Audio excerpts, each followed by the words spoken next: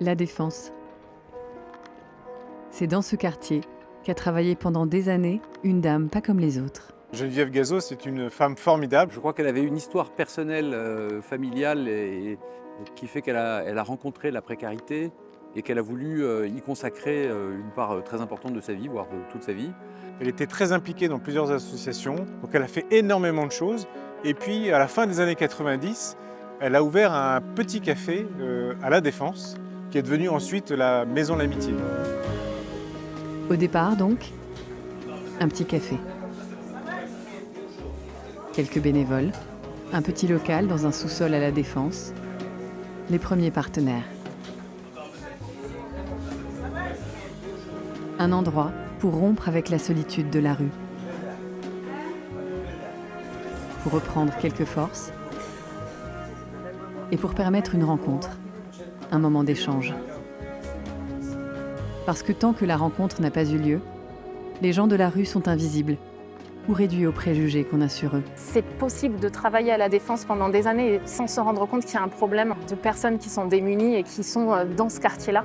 L'association, elle permet d'ouvrir les yeux sur ça. C'est vrai qu'avant, les SDF, quelque part, ça ne me rassurait pas.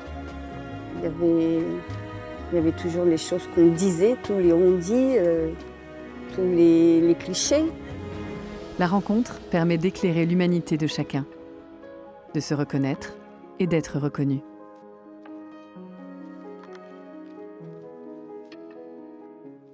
En quelques années, la fréquentation augmente déjà.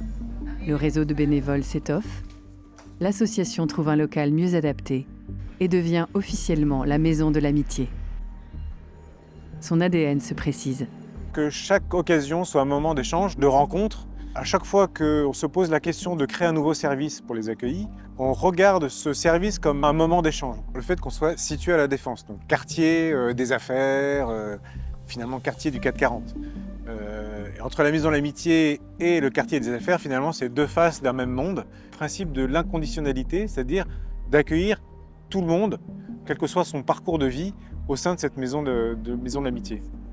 C'est pas une maison de... Tu fais une chose, on te rejette et on te dit tu es interdit de venir ici et tout. C'était toujours on te donne la chance et ça va marcher. Toujours, ils ont fait courage pour nous supporter comme on est.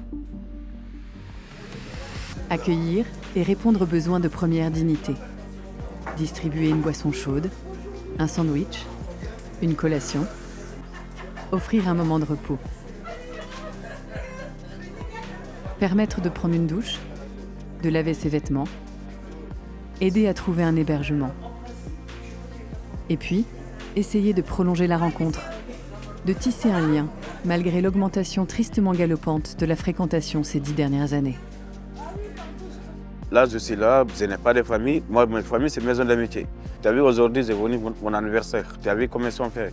Quand c'est pas famille, il n'y a personne qui fait comme ça pour toi.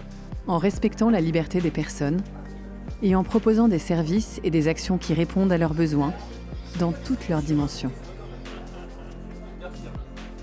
On vient au vestiaire pour trouver de nouveaux vêtements,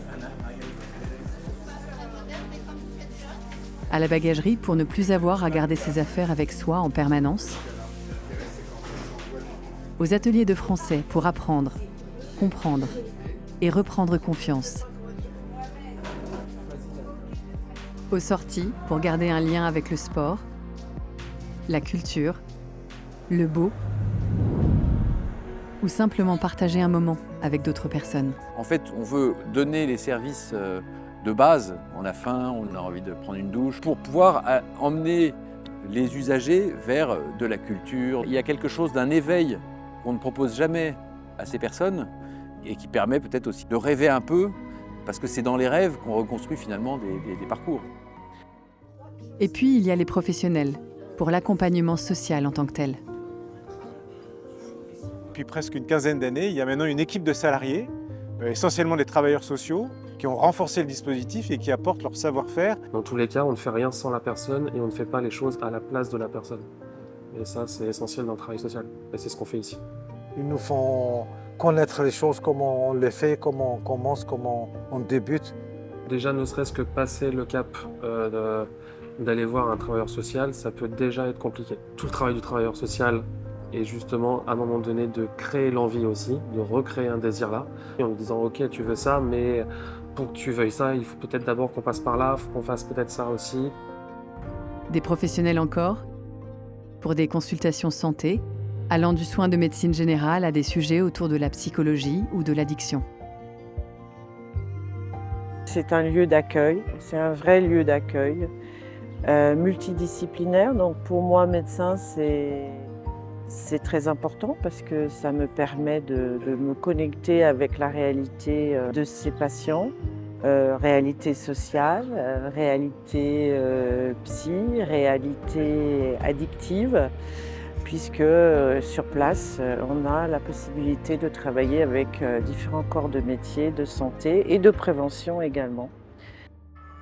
Face à des parcours de vie souvent très difficiles et complexes, il n'y a pas de solution miracle, pas plus que de solutions rapides. Quelquefois même, je les admire.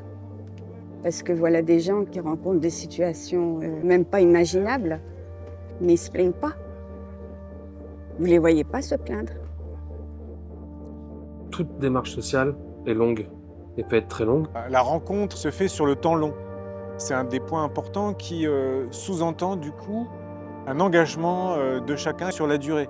Donc d'accepter que le parcours ne sera pas linéaire et progressif comme on le souhaite, qu'il va y avoir des hauts, des bas, que la personne peut arrêter à un moment donné, claquer la porte, mais revenir dans 1 an, 2 ans et qu'on reparte de zéro, ça peut être très frustrant comme travail, mais c'est la vie qui veut ça et c'est le travail avec l'être humain qui veut ça. Alors, pour durer, la Maison de l'Amitié est particulièrement attentive à ses équipes, bénévoles et salariés. Parcours professionnel, formation, temps d'échange et de récupération, analyse des pratiques, flexibilité dans l'organisation du travail.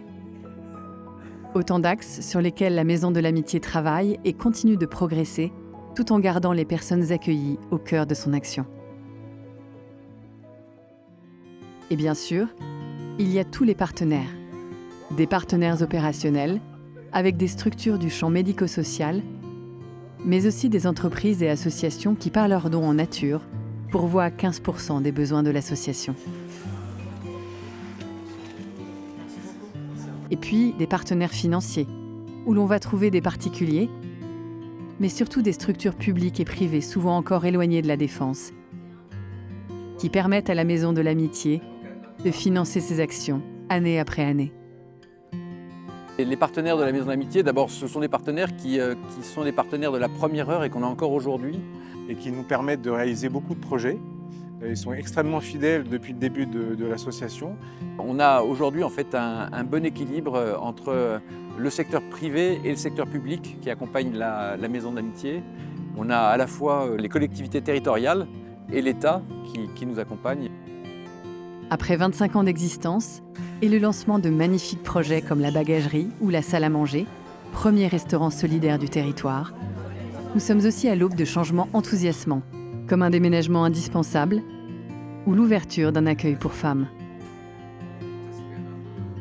Pourtant, le principal enjeu demeure que l'ensemble des acteurs du territoire prennent conscience de la capacité collective à améliorer une situation qui ne paraît pas digne. L'ambition et l'excellence comme espérance.